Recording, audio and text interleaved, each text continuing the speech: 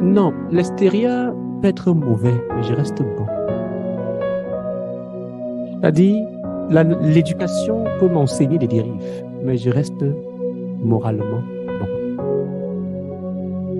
L'extérieur ne peut influencer l'intérieur que lorsque Christ n'est pas à l'intérieur pour rétablir l'ordre qui part de l'esprit à l'âme et vers le corps. Dans justement ce qui garde plusieurs croyants dans les faiblesses, c'est justement parce qu'ils justifient pas l'environnement qui les a métamorphosés en termes de caractère. Ils jettent une excuse et refusent la pleine puissance de l'œuvre de la croix. Christ a vécu dans un environnement de compromission, mais il ne s'est pas compromis. Son caractère n'a pas changé. Il est resté Christ. L'environnement, Pilate, ses soldats, la famille, les risques dans les tempêtes, dans la barque, la femme samaritaine, même Marie de Madeleine, la prostituée, avec ses 7 démons d'immoralité, n'ont pas influencé négativement Christ. Ça, c'est la parole. Dans la conception de l'homme trouve des raisons à sa déformation dans l'environnement. Or, Christ a accompli. Cette vérité est implacable. Dans la pratique, elle est peut-être difficilement accessible. Pourquoi? Parce que l'homme refuse que sa chair soit crucifiée. Et par conséquent, il n'est pas à Christ. Ceux qui sont à Jésus, ils ont crucifié la chair et ses passions et ses désirs. Et ils sont entrés dans l'expérience de la délivrance qui opère donc que la loi qui s'exerce sur moi, c'est la loi de l'esprit de vie en Christ. Non, pas la loi de Jésus-Christ. Oui, la loi de l'esprit de Christ ou la loi de Christ qui agit, mais c'est l'esprit de vie qui agit en moi. Il m'a franchi de la loi des hommes, de la loi du péché, de la loi de la chair, de la loi du monde, de la loi de l'environnement. Cette loi, la loi de l'esprit de vie, qui doit agir en moi. Si elle n'agit pas en moi, l'environnement peut agir parce que cette loi va s'agir. Mais la loi n'a aucun impact sur le caractère. Aucun. Parce que le caractère, tu l'as si bien expliqué, les jeunes hommes portent de bagages. Donc j'ai tout ce qu'il faut pour être bon, pour aimer, pour être en joie, pour être patient. Mais d'où vient que je ne sois pas patient? J'ai refusé ma nature. Si j'accepte ma nature, je vais rejeter l'autre nature en acceptant qui je suis. Si je manque de patience, si je m'arrête et dis, ça ce n'est pas moi, ce ne sont pas les jeunes. La patience va s'arrêter là, ce jour-là. Parce que tu as découvert quelque chose qui veut se manifester en toi pour dire ce que tu es, alors que ce n'est pas ça que tu es. Donc c'est un mensonge de ta nature. Tu l'as exprimé, c'est une vérité. Mais ta nature, quand Dieu te regarde, il dit mon enfant. Et son enfant a son esprit. Et son esprit transporte le fruit avec ses 9 composantes qui doivent se manifester. C'est ce frère qui a fait que c'est lui. S'il n'était pas là, je n'aurais pas agi comme ça. C'est les excuses que les croyants donnent. La sœur, tu as quand même à regarder. C'est comme ça. Et tu commences à agir et à réagir en fonction de ton environnement. Le frère peut te regarder. Et alors, la sœur peut te mépriser. Et alors, pourquoi son mépris ou son regard devrait me métamorphoser? Pourquoi? C'est que j'ai juste refusé la nature. Ce que tu expliquais juste, il y a des paramètres qui peuvent influer, mais pas le caractère. Parce que le caractère est lié au gène.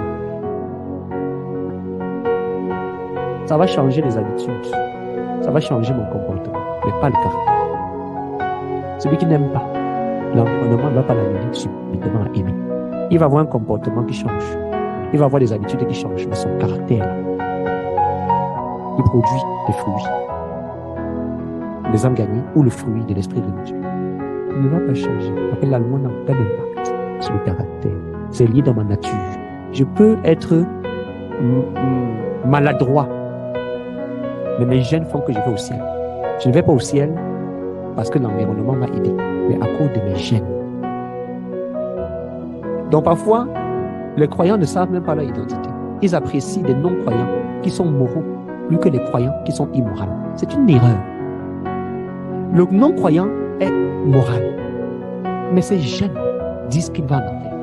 Il n'est pas l'enfant de Dieu. L'autre a les gènes d'enfant de Dieu. Mais il a refusé sa nature. Mais ces gènes sont là. Dieu va l'accueillir. Ils ne sont même pas, ils sont à milieu. On ne peut même pas les comparer.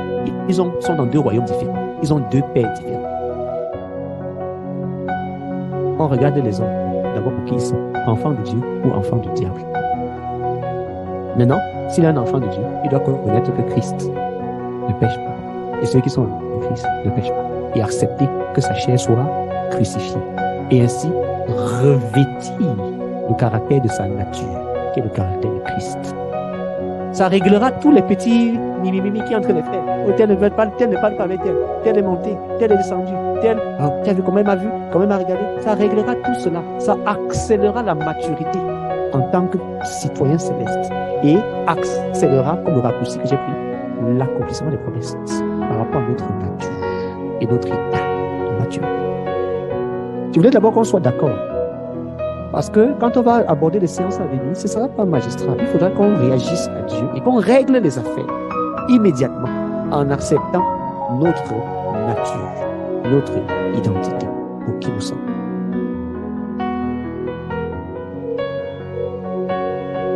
Qu'importe ta taille, ta couleur, donc tes capacités intellectuelles ou pas, c'est le sang qui coule dans tes veines. C'est le sang de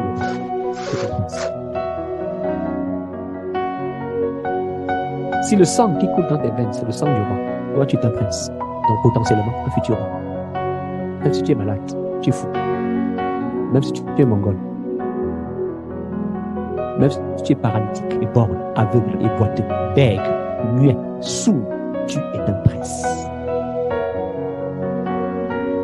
Pas le sang, pas les gènes. Et du coup, ça accélérera beaucoup de choses pour nous. Si on est d'accord sur cette introduction, alors donc, mercredi prochain, on va donc commencer à rentrer en profondeur. Je ne jette pas les excuses sur l'environnement. L'environnement n'a aucun impact sur moi. Quelle est la loi qui s'exerce sur moi? Est-ce la loi de la pesanteur ou la loi de l'esprit de vie? Est-ce la loi des hommes ou la loi de l'esprit de vie? Il peut y avoir la tempête à l'extérieur.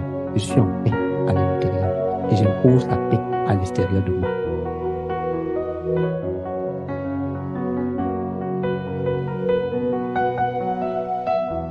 C'est ça le caractère de Christ. Il ne change pas, il ne s'use pas et il ne se métamorphose pas. Parce qu'il est lié à nos gènes. Tu aimais ce frère, il t'a maltraité, tu ne l'aimes plus. Tu n'as pas le gène de l'amour qui s'est exprimé. L'amour aime en tout temps. L'ami aime en tout temps. Quand tu l'aimes, il t'aime. Quand tu ne l'aimes pas, il continue de t'aimer. Parce que c'est une composante du fruit. Tu ne peux pas sucer l'orange, tu évites de prendre la pulpe. Même si tu filtres, il y aura quand même des fibres qui vont passer. Quand tu prends l'orange, tu le prends.